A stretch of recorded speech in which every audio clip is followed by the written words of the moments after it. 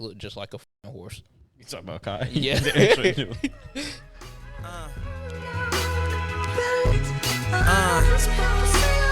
I love it though. You know.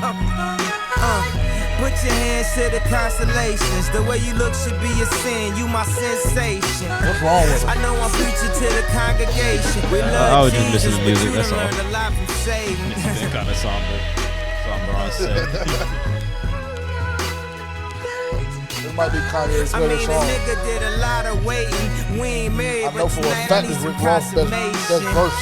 May the Lord forgive us. May the gods be with us. Kanye In that bullied women magic to making hour, that. I seen good Christians make brash decisions. Oh, she do. What up? Rose, what up? Jay, what up? Oh, she lose it. She putting on her makeup. She casually. Yak, what up? Text message breakups. The casualty. Big Cat, fuck you. How she don't wake up and not love me no more. I thought Hey, I what was up? the asshole. I'm I not. guess I'm it's not even rubbing tweaking. off. I'm done tweaking for the day. I got it all out. Hard to be humble when you stunting Welcome on to the FPFO. jumbotron. I'm looking at her like this what you really wanted, huh? Why we arguing anyway? Oh, I forgot it's summertime. Tavian got me on the clock, so we got about 14 minutes left of his services. Be your sin, you my sensation. I know I'm You preaching get to paid the for overtime. congregation. We love Paid Jesus. for She regular done time. learned a lot from Satan. I ain't got no words. I'll tell the nigga. I know how he's I getting mean, paid. Go find nigga some did a fucking lot of deal. waiting. Ain't We no ain't problem. married, but tonight I need some consummation. When the sun go down, it's the magic hour. Welcome. Magic If you don't already, make sure you like, comment, subscribe. If you haven't already, make sure you like, comment. If you don't already, subscribe. Share a friend, tell a friend to tell a friend. Follow us on socials at Goodies and Two Shoes for Damn. My apologies. Yeah, you follow us there too on Instagram, but follow us at For Panthers Fans Only. My apologies. I went back a little bit. I had a flashback. At For Panthers Fans Only on TikTok and Instagram. At CARFPFO on Twitter. We back for another episode, like my co-host like to say. Back for another episode. That's true. I feel like my shit. Oh, okay, cool. This song is insane. I ain't gonna lie. It beat everything about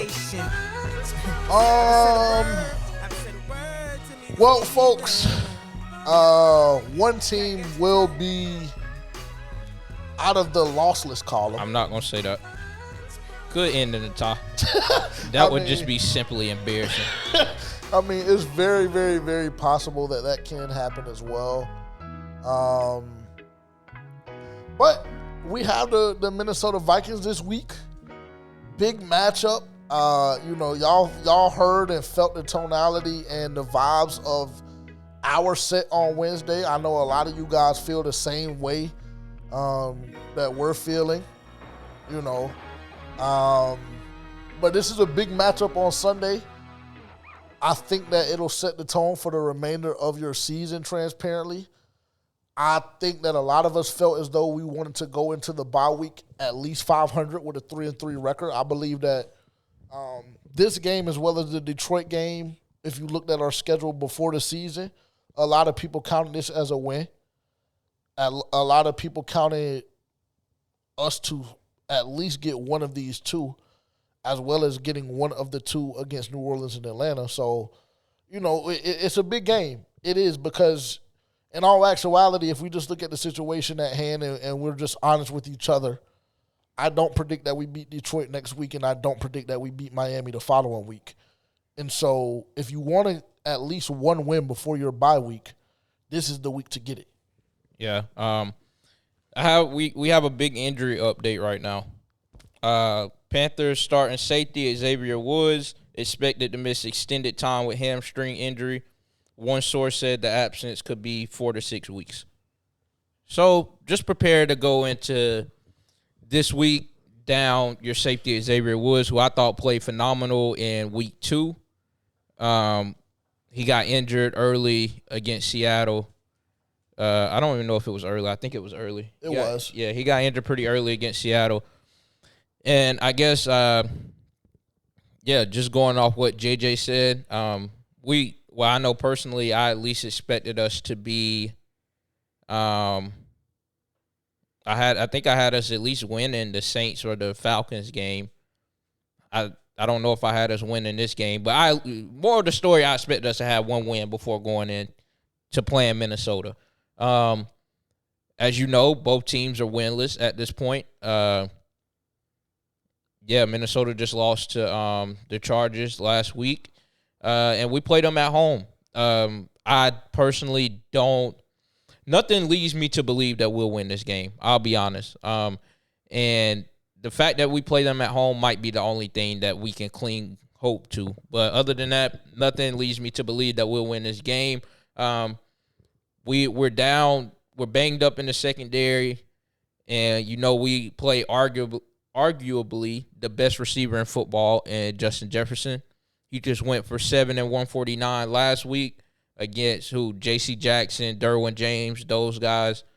In my opinion, we have no guys on the team who can match up to that. So, if he did that to them, we're going to be in for a long game, and he might put 200 on us. But that's neither here nor there.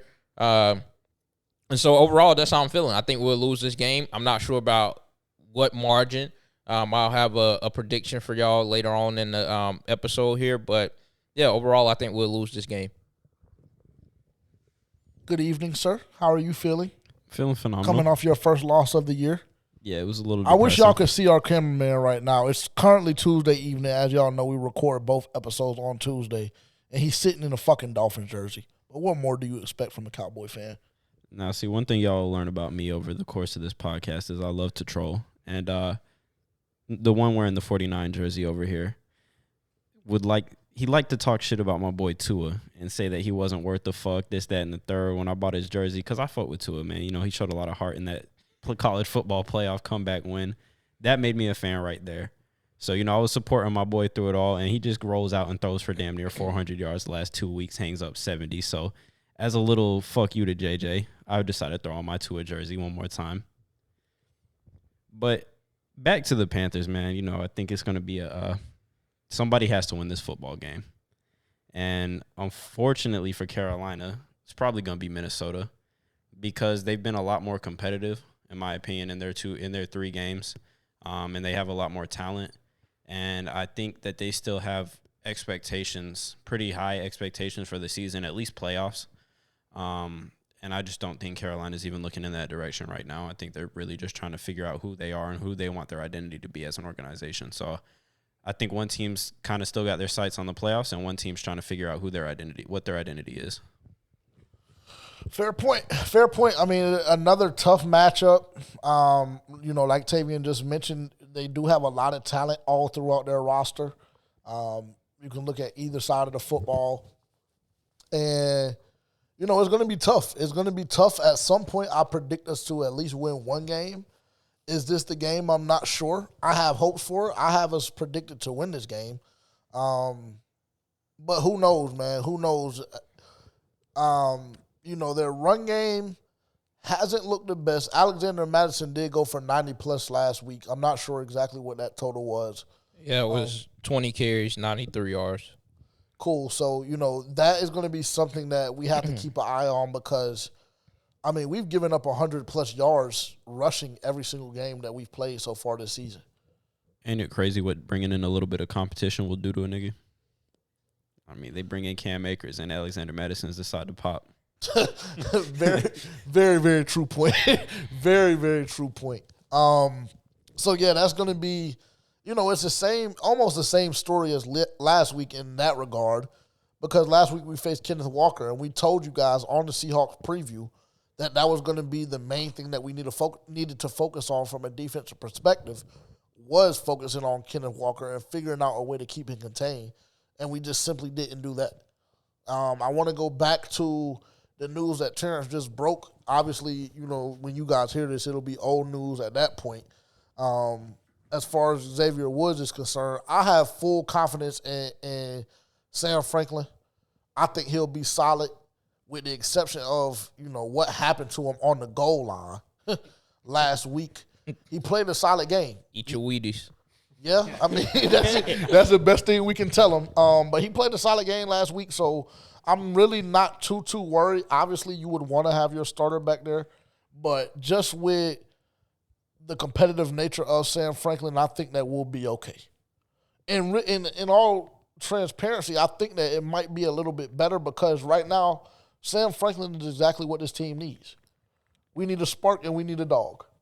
We said last week, or excuse me, during the Seahawks preview that Adam Thielen and Andy Dalton were the only ones really that show heart. I said that. I believe Terrence agreed with me on that front, but those were the only two guys, in my opinion, that showed any amount of heart on Sunday against Seattle. And like I said, I mean, Sam Franklin is probably what we need at this very moment. We need a guy that doesn't give a fuck. We need a guy that is not afraid to come down and hit. Like I said, cool, you want to look at, what happened on the goal line and the NFL, their official Twitter page wants to make that shit pop. Everybody, I mean, that's cool, bro, but at the end of the day, Sam really didn't give a fuck. He still got up talking shit. Yeah. So, those are the kind of guys that I need. But it'll be interesting. It's going to be a very, very interesting matchup against Minnesota on Sunday. Yeah. And I'll say it's going to be tough because if, hypothetically speaking, hopefully y'all watch the pod that will release Wednesday. Well, that will have already released by the time y'all seen this, and then really been able to listen to the part where we broke down the injury report. God forbid all of those guys end up being out because, I mean, the way we already can't stop the run, if Brian Burns doesn't play, if Frankie Louvu doesn't play, obviously Xavier Woods, he's already been ruled out. But if C.J. Henderson doesn't play, then it's going to be a very long day for that defense. And coming into the game, I wouldn't necessarily have been scared of Alexander Mattison because I still think that he is a shell of himself. He had 20 carries for 93. That's cool. But you can kind of see him getting frustrated and back to the old Alexander Mattison even during that game because he gave one up on the goal line. But they happened to say his forward progress was stopped, which that's very questionable call, but that's neither here nor there. But you can just still tell that his confidence is shot a little bit. So I wasn't really under the belief that he'll necessarily kill us in the run game, but because I think that Kenneth Walker is a better back than Alexander Mattison. But I just think with those injuries, it could be a long day for the run game. If we don't get shit in order by the time Sunday hits, then it's going to be a very long day. But I'm more so worried about the receiving core, their receiving core, than necessarily our run defense. I don't see under any circumstance that we'll stop Justin Jefferson. We'll be even remotely close to containing Justin Jefferson. I think he would dog walk us, honestly. And so I think that will be more so of our downfall than the run game. Because Kirk, he's going to throw the ball. He threw 50 times this past week against the Chargers. So once he realizes how sweet that secondary is, then, he's liable to throw for 5. Yeah, I think you hit it right on the head right there. It's really going to be Justin Jefferson and Jordan Addison. Yeah. That's going to be going at it all day. And T.J. Hawkinson, forgot about bro. Yeah, he had 78 yards last week. So yeah, they have a vicious air attack, and that secondary they can't hold up. Just say it. Yeah, they can't. And once you get that air attack going, and then you pile that on with the run game, or whichever. Really, it's whichever one they want to get going first. To be honest, because it starts coming easy after one is.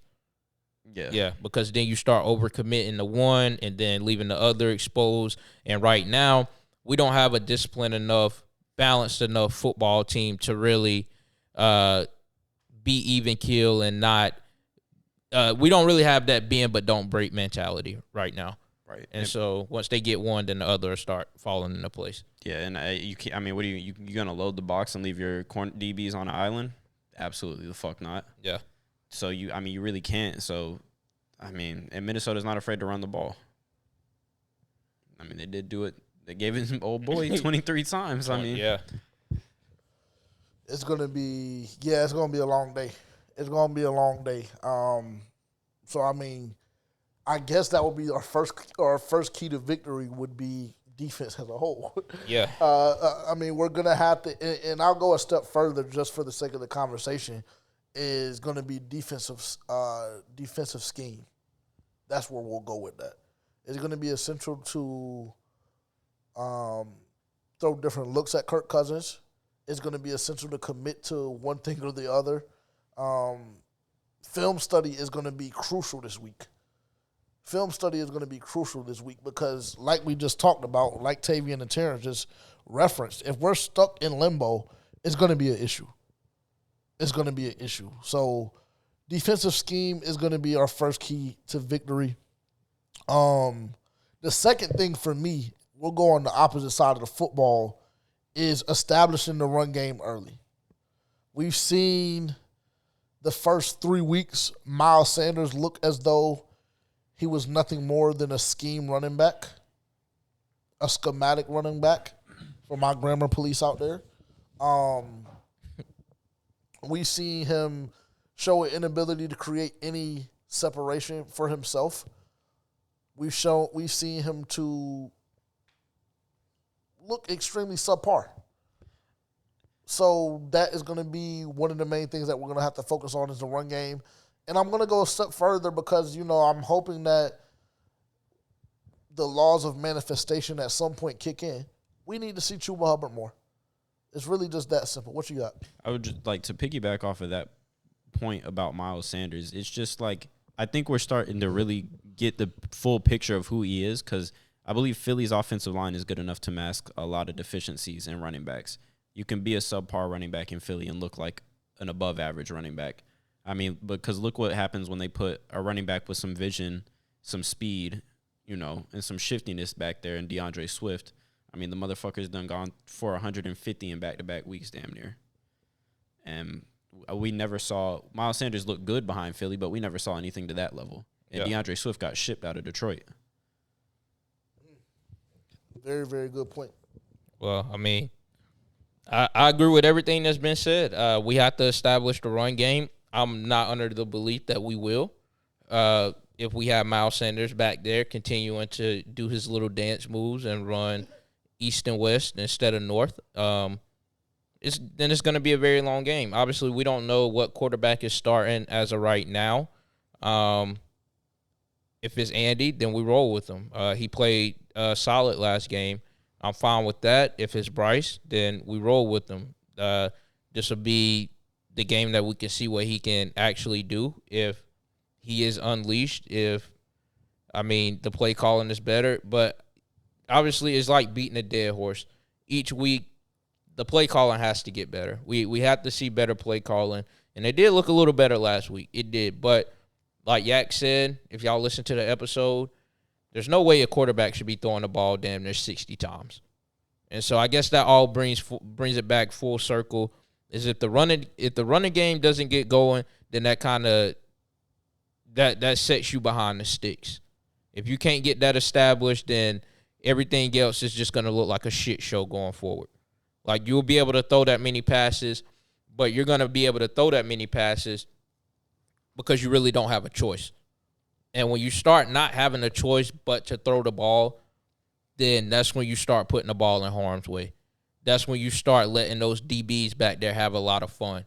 That's when they really get to start teeing off on your receivers. That's when they really get to start playing the ball in the air. So when you can establish that, then everything is going to come back around to you're going to get clipped, pretty much. My key to victory for this week is going to be a little callback to an episode last season for Dogs and Demons. I mean, that's because that's really what's required at this point. I mean, everything has looked like complete shit up until now, and there's just been little to no effort or fight on behalf of numerous players in this organization, and it really comes down to who the fuck wants it, like who really wants it, and who's gonna go out there and get after it. Like even if we fucking lose the game, who the fuck is gonna make a statement and stand up and say, I want to play, I like playing football, I'm here, I want to take ownership of my job, of this team, I want to be a leader. Who the fuck is gonna do it? Because I've seen nothing. Adam Thielen looked good. Adam Thielen is 37 fucking years old, damn near. Like, I mean, Adam Thielen cannot be the only dog on the fucking roster. There's absolutely no. Andy Dalton?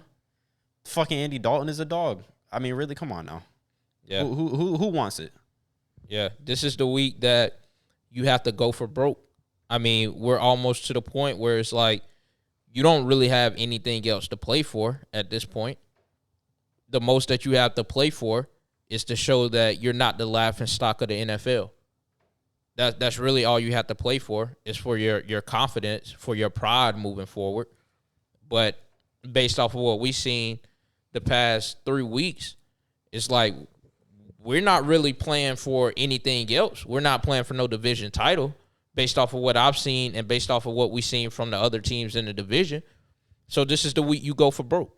At this point, it's as good as a tryout. You got, how many games was left in the season? 14, 15? 15. 14? We got 15. No, you're right. 15 weeks left, 14 games left. Well, you got a 15-week tryout to see who the fuck is going to be here next year. Because it's looking like we need to clear fucking house. And it's already sad that you have to get to this point 3 weeks into the season. I mean, it's really embarrassing. Yeah. It's really embarrassing. Tavian, I love that callback because I do believe that this is the week that we have to show that we have some dogs and we got some demons, because, I mean, the way we got punched in the mouth last week against Seattle, not only did we get punched in the mouth, but we shied away from the fight that they brought to us. Like I said, I mean, I was extremely vocal on the episode on Wednesday with the hit that was suffered by Andy Dalton from Julian Love. You know, if you had a team full of dogs and demons, the simple fact of the matter is that hit does not go unaddressed. That hit gets returned tenfold. Yeah. I was about to say, I mean, that hit, I'm under the belief he should have been injected. I think I said that in the episode Wednesday as well, but, you know, I don't want to spend too much time on it, but it just goes to further the point that right now, based on the way this team has looked, we don't have many dogs and demons. Like Tavian said, we're relying on guys that are very, very well past their prime to, you know, lift this team to even make us competitive. It's really sad. It's really embarrassing. You know, I said that I had us predicted to win this game earlier, but the more that we've talked about it and just the more that I think about, you know, the different situations and who potentially will and won't be available, obviously I'm going to know a little bit more on Wednesday afternoon. You know, we record on Tuesday. I've said that numerous times this season already. So you guys will have a bit more clarity as well on Friday. We don't know who will be the starting quarterback at this very moment. So, you know, it's going to be interesting. I had us predicted to win at the beginning of this episode. Now that we've sat and talked about it and thought about it a little bit more, the Minnesota Vikings may just be a little unbearable for the Carolina Panthers right now. They may be, you know, they may be too much. I don't know if this team has it in them. I really don't. Until I see something different now, I don't believe that I'm ready to pack up the whole season yet. Wednesday I said we may win two or three games, and that's, you know, very, very accurate and very, very well may be true, but I'm not ready to pack up the season just yet. I still believe that this team can turn it around. I still do believe that, you know, this defense can make plays, big-time plays when it matters. I do believe that at some point, Bryce Young has to at least be remotely close to who we believe him to be, at least a Bryce Young from college. So I don't want to pack the season up yet, but I don't know if this is the week that things turn around. I don't, and I would love it to be, but I'm not sure that's going to be the case. Well, and going off of that, if this week is not the week that you turn it around, then what week will it be? Because when you think about it, you see how if you somehow come out of this game with no confidence, if you completely get beat down this game and you take that into next week, the week after against Miami, do you see how everybody was laughing at Denver this week? You will be the fucking laughing stock of the NFL because they will do you even worse. I can promise you that. So if you don't somehow find it in you this game, do some self-evaluation, look in the mirror, dig up whatever you have inside of you to go out and put up a bearable product on the field this game and make this game competitive, and to at least find something to play for this game. And if this team completely drains your morale, then going into next week, the week after the Vikings game, you will be embarrassed, and it won't even be funny. Like, you will really be embarrassed. Yeah, I mean, that there's really nothing else much that can be said about that, because I mean, I would have to agree with that. I would have to agree with that. In order for Tavian's prediction to be wrong, this team starting 0-6, we have to get this game, because I don't see you beating Detroit and I don't see you beating Miami. At the very bare minimum, we go into the bye week 1-5, and then, you know, we do some self-evaluation, we move a couple of pieces around, and then maybe we can get to work. But I mean, the clock is ticking already. The clock is ticking already. 3 teams in the division are 2-1. You're the only team that doesn't even have a win yet. The clock is ticking. If you can't find it within yourself, like Terrence just said, if you can't find it within yourself right now, if you can't prove yourself to be one of them dogs that we need in this organization at this very moment, I don't know what to tell you. And I don't know what is left to hope for, really. I'm going to go 27-13 Minnesota. I'm going to go 20-35 Minnesota.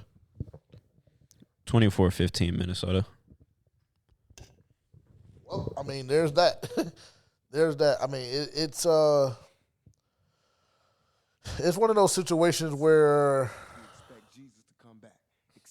it's almost hopeless. I mean, it's almost hopeless. Like, it's sad as fuck, bro. And, like, sometimes you just got to laugh through the pain. But it's sad. I mean, it's sad, and up until this point, this team has been nothing short of a disappointment. Dogs and demons. Frank Wright, get your fucking boys. Frank Wright couldn't motivate me to beat my dick on a Saturday afternoon. I'm gonna tell you that. Appreciate y'all tuning in.